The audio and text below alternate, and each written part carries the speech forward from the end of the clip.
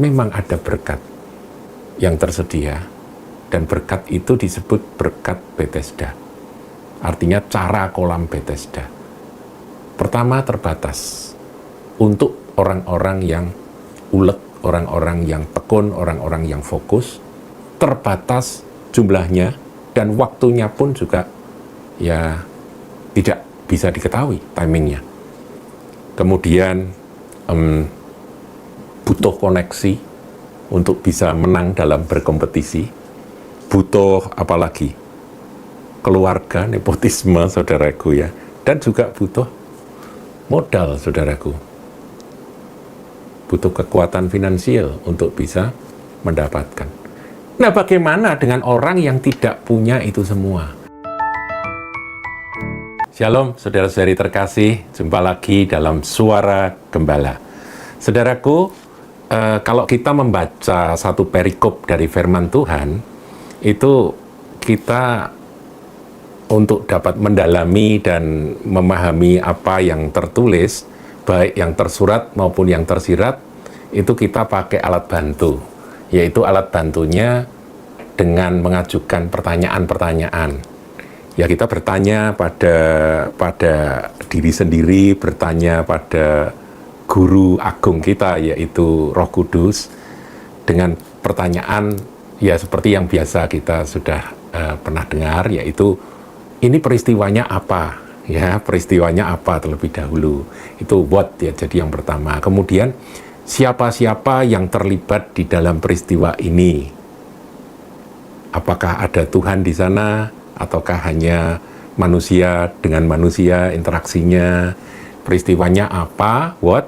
Kemudian siapa yang ada di dalam perikop tersebut? Siapa-siapa? Kemudian kejadiannya di mana? Itu untuk meneliti firman Tuhan penting sekali. Kemudian mengapa di situ ya? Jadi mengapa setelah di mana kita bertanya mengapa? Mengapa kejadiannya di situ? Apakah ada pesan tertentu dari firman Tuhan yang kita baca tersebut?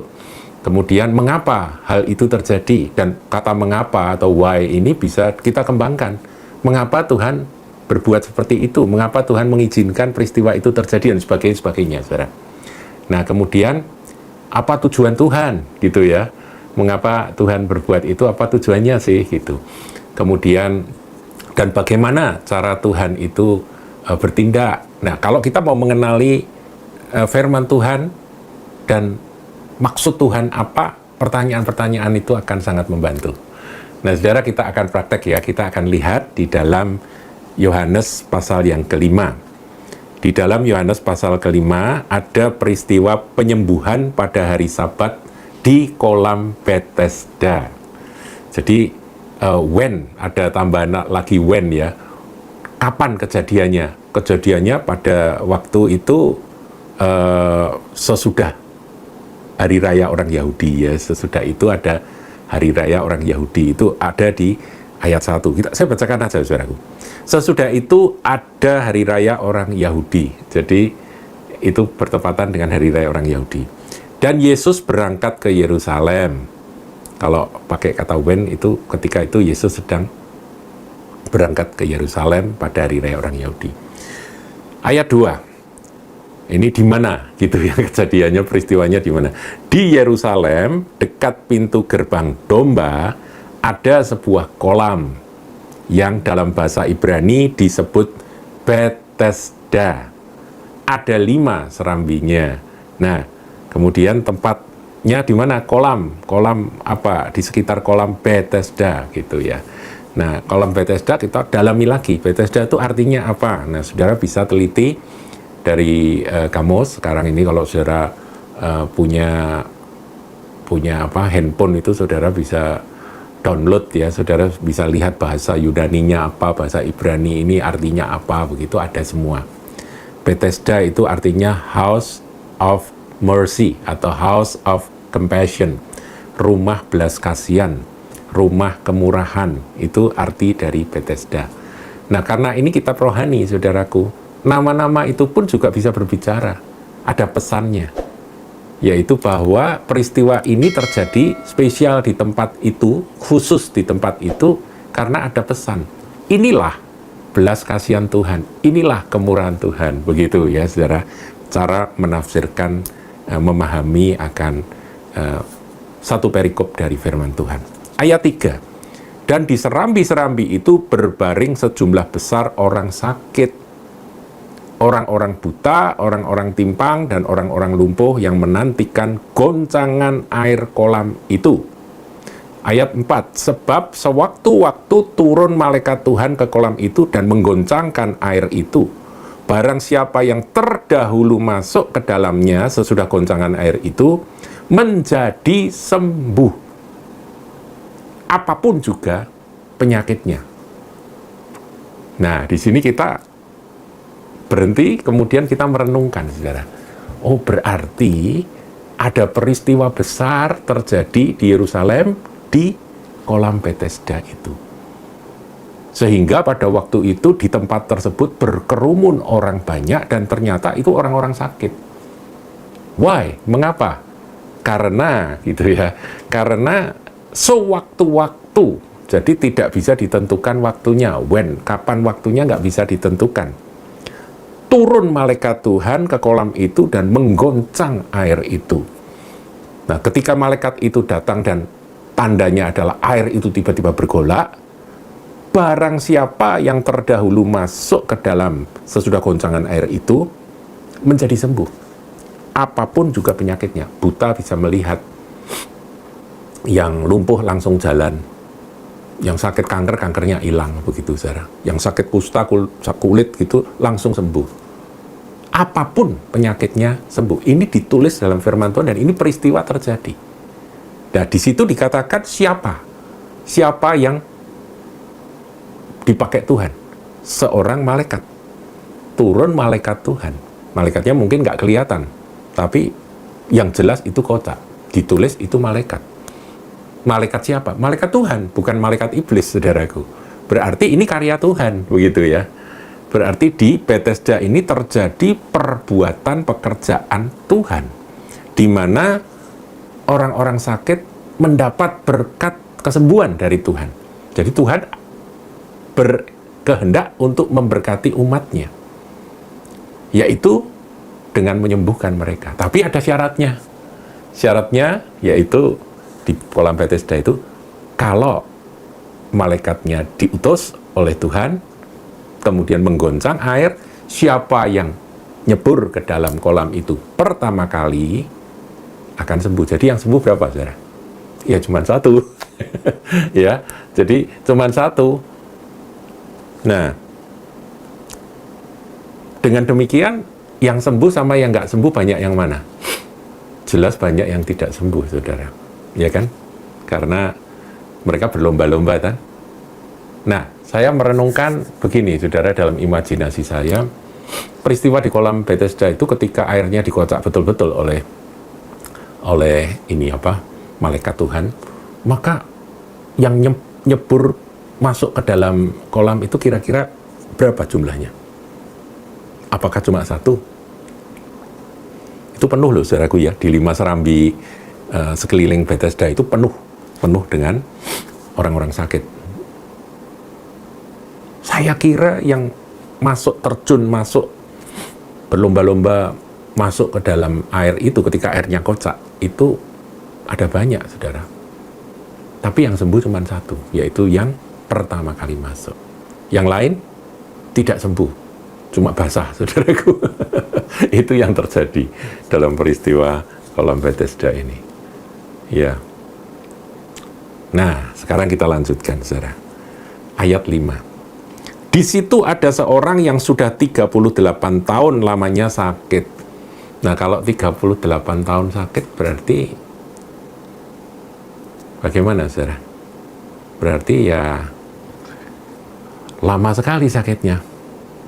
Kalau dia mulai sakit umur 10 tahun, berarti dia usianya pada waktu itu 48 tahun. Kalau dia lumpuhnya mulai umur 2 tahun, dia umur 40 tahun, saudaraku. Jadi, sekali ya, Pak. Lama sekali ya orang ini menderita lumpuh. Ayat 6. ketika Yesus melihat orang itu berbaring di situ, karena ia tahu bahwa ia telah lama dalam keadaan itu. Jadi Tuhan tahu loh, saudara. Anda sakit sudah berapa lama, Tuhan tahu ya. Berkatalah ia kepadanya, maukah engkau? Nah, ini menimbulkan akan sebuah pertanyaan atau pemikiran buat kita. Loh, Tuhan Yesus, mengapa sih engkau kok juga pergi ke Bethesda? Pertama, Tuhan kan nggak sakit. Tuhan kan nggak butuh kesembuhan dari kolam Bethesda. Tapi kenapa Tuhan ikut jalan-jalan? Emangnya mau nonton? Nah, ini pertanyaan ini harus kita timbulkan, saudara. Ternyata tidak. Tuhan ke sana. Dan Tuhan mencari akan orang-orang yang benar-benar membutuhkan. Dan ternyata di situ ada seorang lumpuh yang sudah 38 tahun yang berharap akan kesembuhan melalui mujizat kolam Bethesda. Nah, kita lihat lebih lanjut kalimatnya. Jawab orang sakit itu. Jadi Tuhan Yesus tanya, maukah engkau sembuh? Jawab orang sakit itu kepadanya, Tuhan, tidak ada orang yang menurunkan aku ke dalam kolam itu apabila airnya mulai goncang. Dan sementara aku menuju kolam itu, orang lain sudah turun mendahului aku.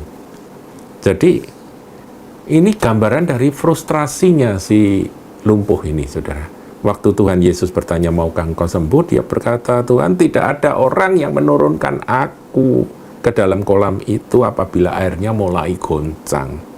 Dan sementara aku menuju ke kolam itu, orang lain sudah mendahului aku. Artinya, aku ini nggak mungkin bisa berkompetisi dengan orang-orang sakit yang lain. Nggak mungkin. Jadi aku di sini sudah lama dan aku hanya nonton orang-orang berlomba-lomba dan yang menang disembuhkan. Yang menang perlombaan cepet-cepetan itu merekalah yang terima berkat kesembuhan. Jadi kesembuhan model Bethesda ini memang terbatas, saudara. Waktunya juga tidak bisa diduga. Kalau malaikat datang menggoncang, itu kapan juga tidak ada pemberitahuan sebelumnya.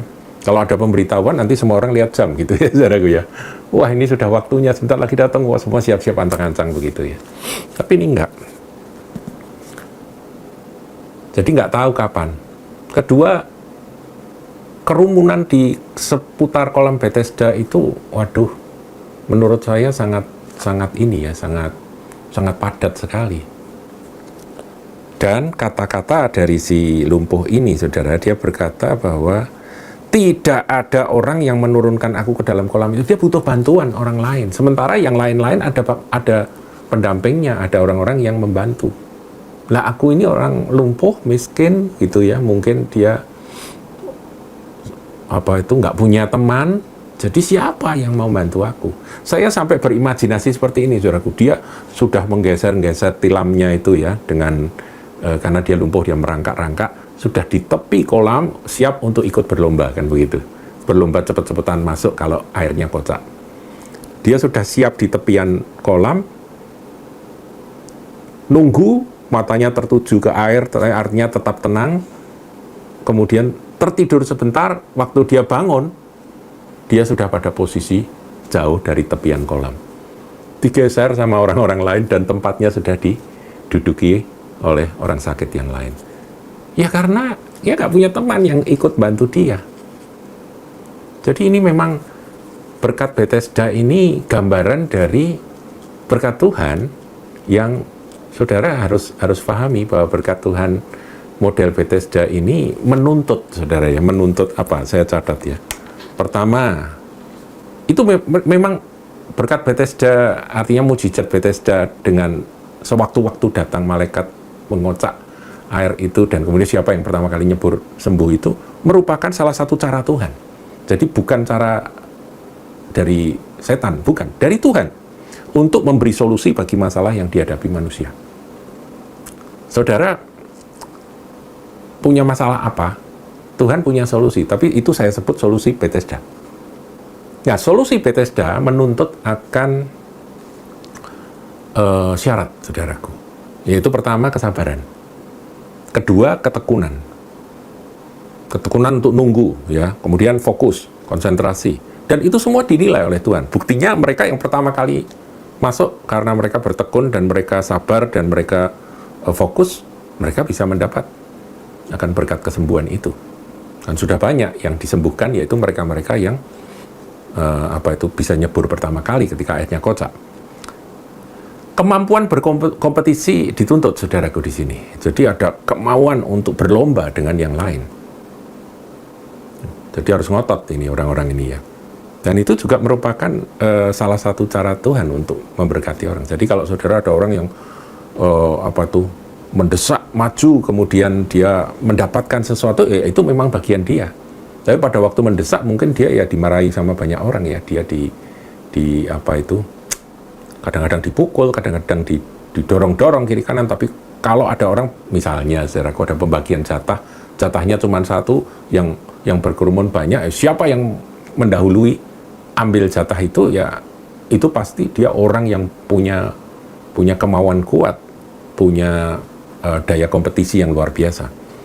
Kemudian kecepatan. Nah, ini kalau bicara kecepatan ini memang berkat Bethesda itu menuntut akan pepatah, siapa cepat dia dapat, siapa kuat dia dapat. Karena kalau nggak cepat dan nggak kuat, ya kalah cepat, kalah siapa yang duluan gitu ya. Kemudian oleh karena itu, yang mampu berkompetisi adalah mereka-mereka yang punya teman. Tadi kan disebut teman, saudara. Betul ya? Tadi di ayat yang keberapa itu? Ayat yang ke-7. Tuhan, tidak ada orang yang menurunkan aku ke dalam kolam itu apabila airnya mulai goncang. Dia nggak punya teman, saudara. Teman ini penting sekali, koneksi ini penting sekali. Nah, di dalam perjuangan untuk meraih kesuksesan dan sebagainya, hal-hal semacam ini juga mirip, saudara. Kemampuan berkompetisi, kesabaran, ketekunan, dan fokus, kemudian siapa cepat dia dapat, dan koneksi, saudara. Dia punya koneksi, atau punya sanak famili, punya nepotisme. Kalau nggak bisa, saudara. Kemudian tentunya ada uang juga ya. Dia bisa bayar orang untuk untuk menjaga posisi dekat dengan kolam itu. Dan mungkin orang-orang yang disuruh siap-siap pegang pundaknya. Jadi kalau begitu airnya bergoyang, dorong gitu ya, saudara. Mungkin saya bayangkan itu kalau orang yang paling susah itu orang buta yang tidak punya teman, saudara. Itu kalau orang buta kan hanya mengandalkan telinga ya. Telinga dia kalau sampai dengar suara kecipak begitu, langsung dia terjun. Padahal kecipaknya itu ada anak kecil ngelempar batu ke dalam air. Jadi dia karena mengandalkan telinga saja kalau orang buta. Orang-orang buta gini butuh teman. Dia air goyang. Enggak, itu ada anak mainan gitu ya. Jadi ini gambaran ini menarik untuk kita pelajari. Tapi pesan apa dari kisah Bethesda ini, saudaraku? Yang pertama, bahwa memang ada berkat yang tersedia, dan berkat itu disebut berkat Bethesda. Artinya cara kolam Bethesda. Pertama, terbatas untuk orang-orang yang ulet, orang-orang yang tekun, orang-orang yang fokus. Terbatas jumlahnya, dan waktunya pun juga ya tidak bisa diketahui timingnya. Kemudian butuh koneksi untuk bisa menang dalam berkompetisi. Butuh apalagi? Keluarga, nepotisme, saudaraku ya. Dan juga butuh modal, saudaraku. Butuh kekuatan finansial untuk bisa mendapatkan. Nah, bagaimana dengan orang yang tidak punya itu semua? Dia mau sabar, dia mau tekun, sudah. Tetapi dia nggak punya kemampuan berkompetisi seperti si lumpuh ini. Nah, saudaraku, nanti kita akan bahas lebih lanjut ya. Jadi kali ini kita belajar bahwa berkat Bethesda itu tidak salah. Itu adalah keadaan yang ada di dunia ini. Bahwa Tuhan akan memberkati mereka yang ngotot, yang berani berjuang, dan mereka bisa mendapatkan sesuatu. Tetapi bagaimana kalau kita tidak punya kemampuan untuk berjuang seperti orang-orang yang bisa berkemampuan itu? Mereka yang punya punya kemampuan untuk memenuhi persyaratan-persyaratan itu. Demikian, saudaraku. Ya, jadi kita berhenti sampai di sini dulu. Besok saya akan lanjutkan dengan cara yang kedua dari Tuhan. Bagaimana Tuhan akan memberkati umatnya dengan kasih karunia. Tuhan Yesus memberkati. Jangan lupa like, comment, share, dan subscribe channel GKBK Hal Semarang.